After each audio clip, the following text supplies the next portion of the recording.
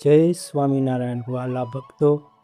ગઢડા પ્રથમ પ્રકરણના પહેલા વચનામૃતમાં આપણે જોયું કે ઇન્દ્રિયોને કેવી રીતે વશ કરવી, પણ જો ઇન્દ્રિયો વશ ન થાય તો જીવની કેવી દશા થાય.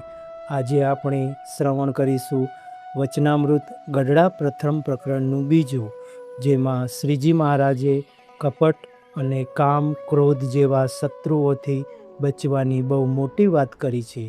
તો ચાલો એકાગ્ર ચિત્તે આ પવિત્ર વચનામૃતનો પાઠ સાંભળીએ. સ્વામિનારાયણ હરે, સ્વામિનારાયણ હરે. વચનામૃત ગઢડા પ્રથમ પ્રકરણનું બીજું, 3 પ્રકારના વૈરાગ્યનું. સંવંત 1876ના માગસર સુધી પંચમીને દિવસ શ્રીજી મહારાજ શ્રી ગઢડા મધ્યે દાદા ખાચરના દરબારમાં રાત્રિને સમયે વિરાજમાન હતા અને સર્વ શ્વેત વસ્ત્ર ધારણ કર્યા હતા અને પોતાના મુખારવિંદની આગળ સાધુ તથા દેશ દેશના હરિભક્તની સભા ભરાઈને બેઠી હતી.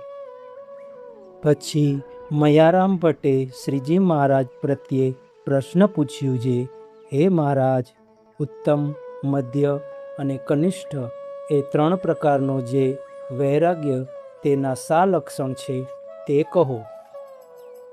ત્યારે શ્રીજી મહારાજ બોલ્યા છે, ઉત્તમ વૈરાગ્ય જેને હોય તે પરમેશ્વરની આજ્ઞાએ કરીને અથવા પોતાના પ્રારબ્ધ વશે કરીને વ્યવહારમાં રહે, પણ તે વ્યવહારમાં જનક રાજાની પેઠે લોપાઈને અને શબ્દ, સ્પર્શ, રૂપ, રસ અને ગંધ એ 5 પ્રકારના જે ઉત્તમ વિષય તે પોતાના પ્રારબ્ધ અનુસારે પ્રાપ્ત થાય તેને ભોગવે, પણ પ્રીતિએ રહિત ઉદાર્થકો ભોગવે અને તે વિષય તેને લોપી શકે નહીં અને તેનો ત્યાગ મોડો ન પડે અને તે વિષયને વિશે નિરંતર દોષને દેખતો રહે અને વિષયને શત્રુ જેવા જાણે અને સંત, સત્શાસ્ત્ર અને ભગવાનની સેવા તેનો નિરંતર સંગ રાખે અને જો દેશકાળ સંગ આદિ જો કઠણ આવી પડે તો પણ એની જે એવી સમજણ તે મોડી પડે નહીં, તેને ઉત્તમ વૈરાગ્યવાળો કહીએ. અને જેને મધ્યમ વૈરાગ્ય હોય તે પણ ઉત્તમ એવા જે 5 પ્રકારના વિષય તેને ભોગવે પણ તેમાં આસક્ત ન થાય અને જો દેશકાળ સંગ કઠણ પ્રાપ્ત થાય તો વિષયને વિશે બંધાઈ જાય અને વૈરાગ્ય મંદ પડી જાય અને તેને મધ્યમ વૈરાગ્યવાળો કહીએ. અને જે કનિષ્ઠ વૈરાગ્યવાળો હોય તેને સામાન્ય અને દોષેયુક્ત એવા 5 વિષય જો પ્રાપ્ત થાય અને તેને ભોગવે તો તે તેમાં બંધાઈ જાય અને જો સારા 5 વિષય પ્રાપ્ત થાય અને તેને ભોગવે તો તેમાં બંધાઈ જાય, તેને મંદ વૈરાગ્યવાળો કહીએ. ઇતિ વચનામૃતમ ગઢડા પ્રથમનું બીજું. જય સ્વામિનારાયણ. વહાલા ભક્તો, આ બીજા વચનામૃતમાં શ્રીજી મહારાજે આપણા ગુણો અને અવગુણોનું બહુ સચોટ વિશ્લેષણ કર્યું છે.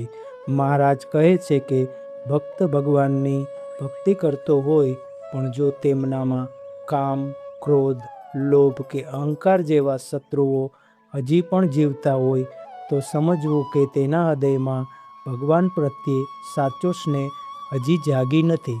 જો જીવમાં સાચો પ્રેમ જાગે તો આ બધા વિકારો આપોઆપ નાશ પામે છે.